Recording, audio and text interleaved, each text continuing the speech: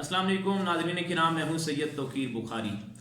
आज मैं आपको बताऊंगा कि उर्दू अदब के मारूफ शायर फैज़ अहमद फैज़ के शेरी मजमूओं और उनकी नसरी किताबों के उन्वानात के मतलब क्या हैं।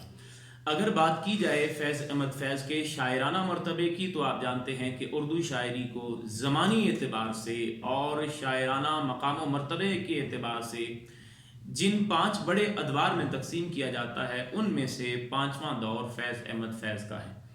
और फैज़ के दौर से मुत्तसिल जिस अजीम शायर का दौर है, उस अजीम शायर को डॉक्टर अल्लामा मोहम्मद इकबाल कहते हैं।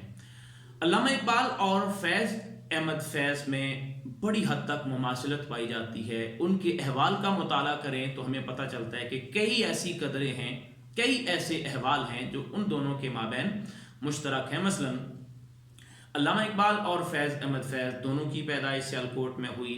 अल्लामा इकबाल और फैज़ अहमद फैज़ दोनों मौलवी मीर हसन के शागिर्द हैं। दोनों ने स्कॉच मिशन हाई स्कूल, जिसे के बाद में कॉलेज का दर्जा दिया गया और उसका मौजूदा नाम मरे कॉलेज है, दोनों उसी दरसगाह से तालीम याफ्ता हैं। अल्लामा इकबाल और फैज़ अहमद फैज़ दोनों सियालकोट से हिजरत करके लाहौर आए हैं। दोनों गवर्नमेंट कॉलेज लाहौर के तालीम याफ्ता हैं। दोनों उर्दू अदब के नामवर शायर हैं। चूँकि इकबाल को ज़मानी एतबार से और शायराना मरतबे के एतबार से फैज़ पर तक़द्दुम हासिल है, इसलिए हम कह सकते हैं कि अल्लामा इकबाल फैज़ के पेशरो थे और फैज़ न सिर्फ उनका बेपनाह एहतराम करते थे बल्कि बड़ी हद तक उनसे मुतासिर भी थे। यहाँ तक कि फैज़ अहमद फैज़ का जो पहला मजमूआ कलाम है नक्श फरियादी, उसमें शामिल एक नज़्म है जिसका उन्वान है इकबाल, और उस नज़्म में फैज़ ने इकबाल को खिराज अकीदत पेश किया है। उस नज़्म का मतलब यूँ है: आया हमारे देश में एक खुशनवा फ़कीर, आया और अपनी धुन में गज़ल खां गुज़र गया। बात करते हैं फैज़ अहमद फैज़ के शेरी मजमुओं की। उनका पहला शेरी मजमुआ है नक्श फरियादी। नक्श कहते हैं निशान को, इसका एक मतलब होता है तस्वीर। फरियादी का मतलब होता है फरियाद करने वाला। मतलब तरकीब का क्या बना कि फरियाद करने वाली तस्वीर। इससे मुराद आप एक ऐसा इंसान ले सकते हैं जो बेबस होता है, जो बेकस होता है, जो मजबूर होता है, जो दूसरों के सामने अपने हालात का रोना रोता है।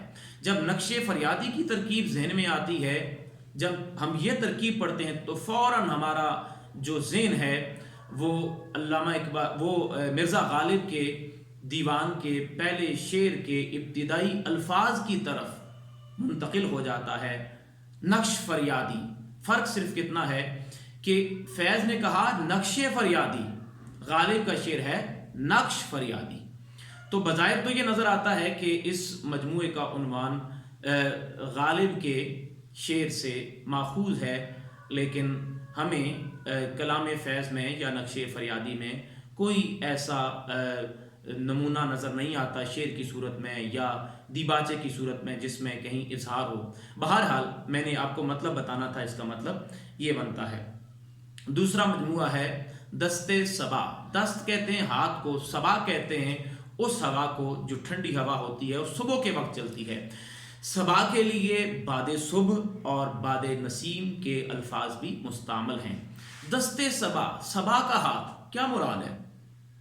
सबा की वैसे तो बड़ी अहमियत है, लेकिन उर्दू शायरी में जहाँ मौज़ूआत और मज़ामीन की बात की जाती है, तो वहाँ हमें नज़र आता है कि सबा को पैगाम बर के मानों में इस्तेमाल किया जाता है। बिल्कुल ऐसे जैसे एक बंदा किसी प्रदेश में बैठा हुआ है और उसके साथ रहने वाला दूसरा बंदा अपने इलाके जा रहा है, अपने घर जा रहा है, अपने वतन जा रहा है, तो वो परदेसी दूसरे को कहता है कि मेरा पैगाम पहुंचा देना, ये मेरा ख़त उसे दे देना, ये मेरी खबर उसे पहुंचा देना।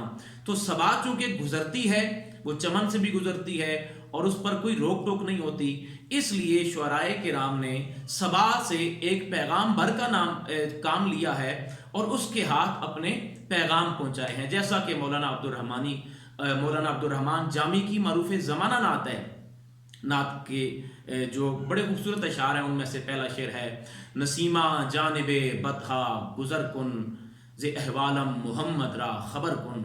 تو اپنے احوال، اپنے حالات دل کو صبا کے ذریعے رسول اکرم کی بارگاہ میں پہنچایا گیا ہے. بہرحال اس مجموعے کی ابتدا میں اردو فارسی غزل کے معروف شاعر حافظ شیرازی کا ایک شعر بھی درج ہے، جس میں بڑی حد تک اس عنوان کے ساتھ مماثلت پائی جاتی ہے، اور جو باد صبا ہے اس کی اہمیت بتائی گئی ہے. شعر یوں ہے: نفس باد صبا مشک فشاں خواہد شد، عالم پیر دیگر بارہ جواں خواہد شد. تیسرا مجموعہ ہے فیض کا زنداں نامہ. زنداں کہتے ہیں قید خانے کو جہاں قید کیا جاتا ہے. نامہ کا مطلب ہوتا ہے تحریر، نامہ کا مطلب ہوتا ہے کتاب. تو مطلب کیا ہوا کہ قید خانے کی تحریر، یعنی قید خانے میں جو شخص قید ہے اس نے جو کچھ لکھا، چاہے وہ چند تحریریں ہوں، چاہے وہ ایک کتاب ہو، چاہے وہ شعری مجموعہ ہو. تو جب ہم اس مجموعے کا پس منظری مطالعہ کرتے ہیں تو پتہ چلتا ہے کہ اس مجموعے میں شامل بیشتر جو کلام ہے اس کا تعلق فیض احمد فیض کے ایام اسیری کے ساتھ ہے. یعنی یہ ان ماہ و سال کا کلام ہے جن میں فیض احمد فیض قید کاٹ رہے تھے. اب آپ کے ذہن میں سوال پیدا ہو رہا ہوگا کہ فیض احمد فیض اتنے بڑے شاعر، تو انہوں نے قید کیوں کاٹی؟ میں اختصار کے ساتھ آپ کو بتا دیتا ہوں کہ 1948 میں جب پاک بھارت جنگ ہوئی تو اس وقت بہت تھوڑا سا علاقہ جو پاکستان کی فوج ہے وہ اپنے قبضے میں کرنے کی، یا یوں سمجھ لیں کہ فتح کرنے میں کامیاب ہوئی. اور اس وقت کے وزیر اعظم لیاقت علی خان نے ایک عارضی صلح کے تحت وہ جنگ بند کروا دی اور پاکستانی کمانڈروں کو کہا کہ اب آپ از سر نو ان پر حملہ نہ کریں، جس کے نتیجے میں ایک پاکستانی فوج میں ایک آزردگی کی کیفیت پیدا ہوئی اور یوں سمجھ لیں کہ ایک دراڑ سی پڑ گئی. تو وقت گزرتا گیا اور یہ مخالفت بڑھتی گئی، یہ نفرت بڑھتی گئی، یہاں تک کہ 1951 میں اس وقت کے میجر جنرل اکبر خان جو اس عہد کے چیف آف جنرل سٹاف تھے، انہوں نے اپنے گھر ایک دعوت کا اہتمام کیا جس میں کئی عسکری افسر بھی شریک تھے، فوجی افسران تھے، اور اس کے علاوہ 4 سول لوگ بھی تھے جن میں سے فیض احمد فیض اور سجاد ظہیر کا نام نمایاں ہے. تو فروری 1951 میں ایک منصوبہ بنایا گیا کہ کس طرح ہم وزیر اعظم لیاقت علی خان کی حکومت کا خاتمہ کر سکتے ہیں. تو یہ جو منصوبہ بنایا گیا اسے عرف عام میں تاریخ میں ہم پڑھتے ہیں راول پنڈی سازش کیس. بہرحال وہ جو منصوبہ تھا، یا اسے اگر آپ سازش کہتے ہیں، وہ تو ناکام ہو گئی، لیکن مارچ 1951 میں اس منصوبے میں شامل ہونے کی بنیاد پر فیض احمد فیض گرفتار ہوئے اور 4 سال انہوں نے قید کاٹی. اور وہ جو 4 سال کا زمانہ تھا، اس زمانے میں انہوں نے جو کلام لکھا وہ اس مجموعے میں شامل ہے. اور یہاں تک کہ جب ہم فیض کے احوال کا مطالعہ کرتے ہیں پتہ چلتا ہے کہ اس ایام اسیری کے زمانے میں یہاں تک قید میں پابندی لگائی گئی کہ کوئی لکھنے والی چیز کاغذ قلم کی صورت میں فیض تک نہ پہنچنے دی جائے تاکہ فیض اپنا کلام نہ لکھ سکیں. تو اس زمانے میں پھر فیض کا ایک شعر تھا کہ متائے لوح قلم چھن گئی تو کیا غم ہے، کہ خون دل میں ڈبو لی ہیں انگلیاں میں نے. تو جب فیض کے اس زمانے کا مطالعہ کرتے ہیں تو ہمیں حسرت موہانی کا ایک شعر یاد آتا ہے مشق سخن جاری چکی کی مشقت بھی، ایک طرفہ تماشا ہے حسرت کی طبیعت بھی. تو فیض کا چوتھا شعری مجموعہ ہے دستے تہ سنگ. دست کا مطلب بتا چکا ہوں، ہاتھ. تہ کہتے ہیں نیچے کو، سنگ کہتے ہیں پتھر کو. دستے تہ سنگ مطلب ہوا پتھر کے نیچے ہاتھ. فیض احمد فیض کا تعلق ترقی پسند تحریک سے تھا. ترقی پسند تحریک کے بانیوں میں شمار ہوتے ہیں اور حالات زمانہ کے خلاف وہ کسی نہ کسی صورت میں رمز و کنایہ کی زبان استعمال کرتے ہوئے سراپا احتجاج رہے ہیں اور شکوہ کنا رہے ہیں اور کسی نہ کسی صورت میں تنقید کرتے رہے ہیں. تو جب ایک شخص کسی پر تنقید کرتا ہے، حالات کے مخالف چلتا ہے، تو اس پر جو قید و بند کی صعوبتیں، اس پر یہ تکلیفیں ڈھائی جاتی ہیں، اسے اس تلخ دور سے گزارا جاتا ہے، تو یہ کوئی نئی بات نہیں ہے۔ تو ادیب جب حق کی بات کرتا ہے تو اس کے ہاتھ کو کچلا جاتا ہے، دستے تہ سنگ، پتھر کے نیچے ہاتھ، یا اس کا سر، اس کا ہاتھ قلم کیا جاتا ہے تاکہ وہ اس ہاتھ سے لکھ نہ سکے۔ تو یہ ایک آپ سمجھ لیں کہ ایک استعارہ ہوتا ہے۔ تو بہرحال اس مجموعے کو سمجھنے کے لیے میں اگر غالب کا ایک شعر پڑھوں تو بہت واضح ہو جائے گی بات۔ غالب کہتے ہیں: لکھتے رہے جنوں کی حکایات ہوں چکاں، ہر چند اس میں ہاتھ ہمارے قلم ہوئے۔ اب ہاتھ قلم ہونا یہاں ذو معنی استعمال ہوا ہے، تو مطلب یہ کہ دستے تہ سنگ، پتھر کے نیچے ہاتھ۔ فیض کا 5واں شعری مجموعہ ہے سرے وادی سینا۔ وادی سینا مصر کے علاقے میں ایک وادی ہے جسے وادی سینا کہتے ہیں، اسے وادی ایمن بھی کہا جاتا ہے۔ اس وادی میں ایک پہاڑ ہے جو تاریخ میں بہت زیادہ شہرت اور مقبولیت رکھتا ہے، اس کی ایک شناخت ہے جسے طور سینا اور طور سینین کے الفاظ سے قرآن پاک میں بتایا گیا ہے کہ طور سینا یا طور سینین۔ اب طور اس پہاڑ کا نام ہے، اسی پہاڑ کو کوہ سینا بھی کہا جاتا ہے، اسی پہاڑ کو کوہ طور بھی کہا جاتا ہے، اسی پہاڑ کو جبل موسیٰ بھی کہا جاتا ہے۔ تو سر کا ایک مطلب ہوتا ہے چوٹی۔ اب پتہ کیا چلا کہ سرے وادی سینا، وادی سینا کی چوٹی پر، یعنی چوٹی سے مراد یہاں وادی سینا کا جو پہاڑ ہے اس پہاڑ کی چوٹی پر۔ تو یہ پہاڑ اپنے اندر خاصیت کیا رکھتا ہے؟ یہ وہ پہاڑ ہے کوہ طور جس پر حضرت موسیٰ علیہ السلام اپنے رب سے ہم کلام ہوا کرتے تھے، اور اسی ہم کلامی کی وجہ سے ان کا لقب ہے کلیم۔ تو خیر یہ تو اس کا ایک مذہبی پس منظر ہے۔ فیض احمد فیض نے جو اس مجموعے کا عنوان رکھا، اس سے پہلے اگر میں اقبال کا ایک شعر پڑھوں تو بات بہت واضح ہو جائے گی۔ اقبال کہتے ہیں کہ ہر لہجہ نیا طور، نئی برق تجلی، اللہ کرے مرحلہ شوق نہ ہوتا ہے۔ تو فیض نے جو عنوان رکھا سرے وادی سینا، در حقیقت یہ ان کی اپنی ہی ایک آزاد نظم کا عنوان ہے، جسے بعد میں انہوں نے اپنے مجموعے کا عنوان بھی رکھ دیا۔ فیض کی یہ نظم ہے سرے وادی سینا، قوسین میں لکھا ہوا ہے، عرب اسرائیل جنگ کے بعد۔ اس کے ابتدائی 3 مصرے یہ آزاد نظم میں پڑھ دیتا ہوں۔ پھر برق فروزاں ہے سرے وادی سینا، پھر رنگ پہ ہے شعلہ رخسار حقیقت، پیغام اجل دعوت دیدار حقیقت۔ اسی طرح ایک فیض کا جو اگلا شعری مجموعہ ہے وہ ہے شام شہر یاراں۔ شام شہر یاراں، یاراں دوستوں کو کہتے ہیں، دوستوں کے شہر کی شام۔ ماضی کی ایک روایت ہے کہ لوگ شام کے وقت اپنے دوستوں کے پاس بیٹھتے اور ان کے ساتھ گپ شپ ہوتی، اور شعراء کی بات کی جائے تو ایک مجلس سجائی جاتی، اس میں شعر و سخن کی باتیں ہوتی۔ تو خیر یہ اس عنوان کا مطلب یہ ہے کہ دوستوں کے شہر کی شام۔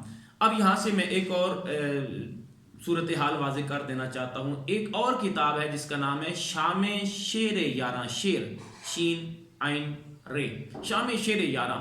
کہا جاتا ہے کہ یہ مشتاق یوسفی کی 5ویں کتاب ہے۔ اچھا، اس کی بھی ایک الگ اور دلچسپ تاریخ ہے۔ معروف کتابیں مشتاق یوسفی کی 4 ہیں، یہ 5ویں جو کتاب ہے جو مشتاق یوسفی کی قرار دی جاتی ہے۔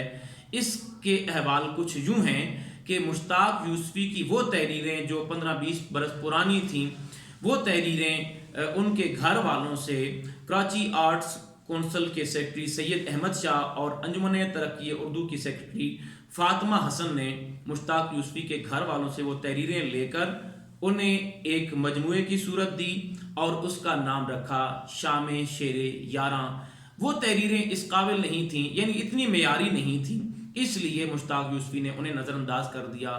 تو یہاں انہوں نے وہ ساری تحریریں جمع کر کے ایک نیا مجموعہ بنا دیا جس کے بارے میں نہ تو مشتاق یوسفی سے رائے لی گئی اور نہ ہی ان سے باقاعدہ کوئی اجازت لی گئی۔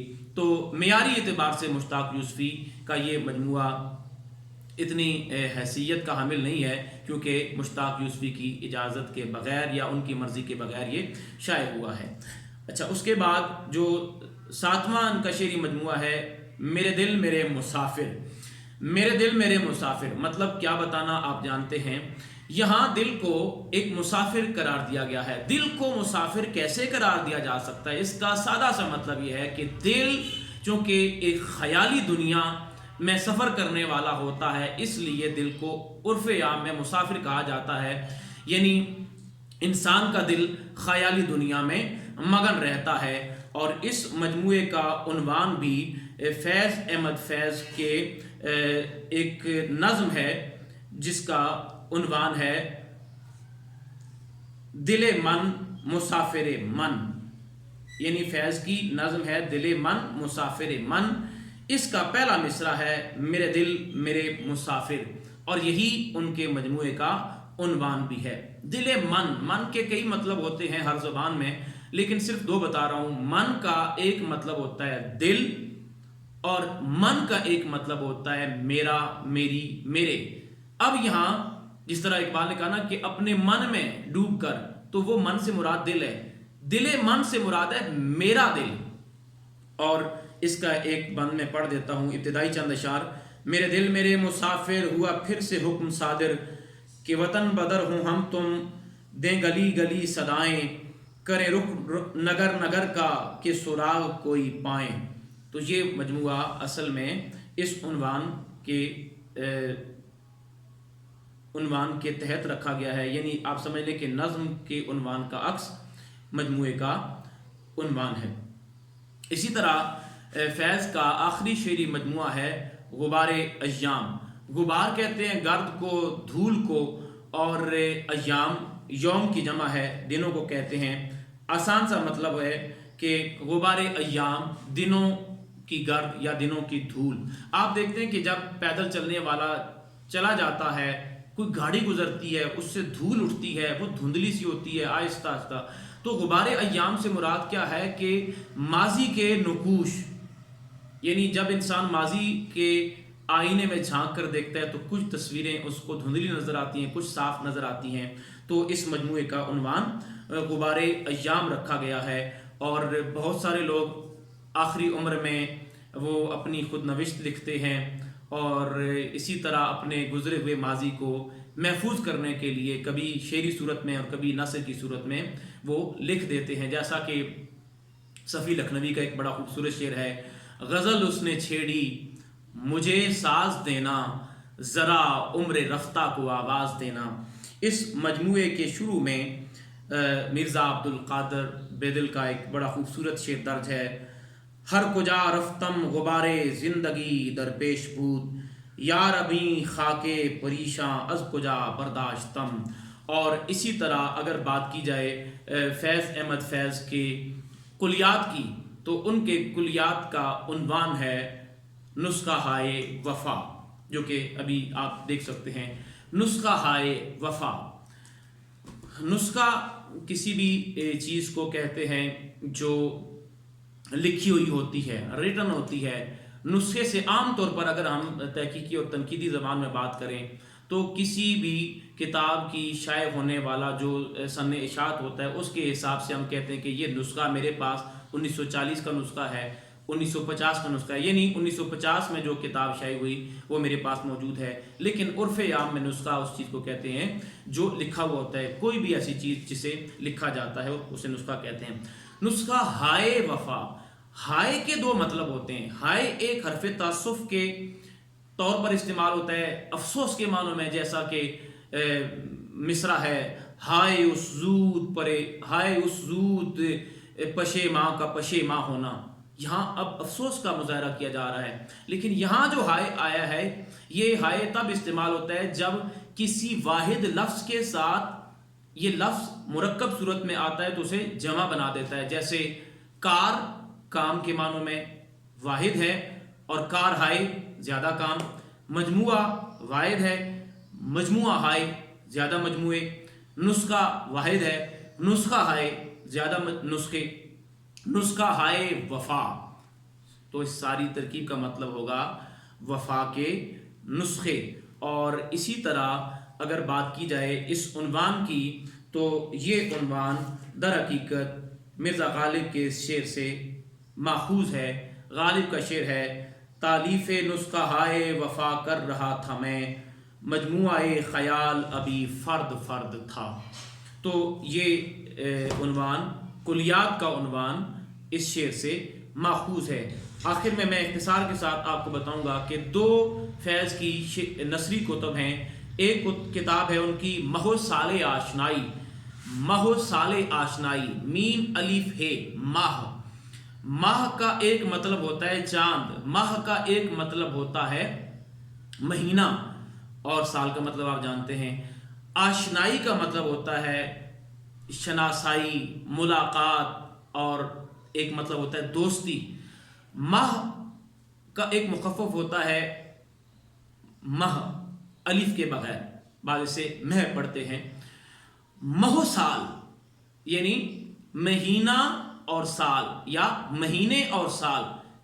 महो साल से मुराद क्या होती है? ज़माना, दौर।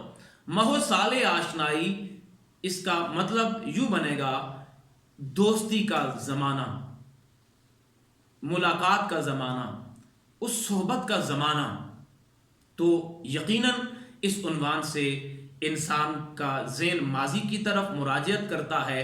और नसरी किताब महो साले आशनाई में फैज़ अहमद फैज़ ने अपनी याददाश्तें कलम बंद की हैं, यानी गुज़रे हुए ज़माने को और उन नकूश को नसर की सूरत में महफूज किया है।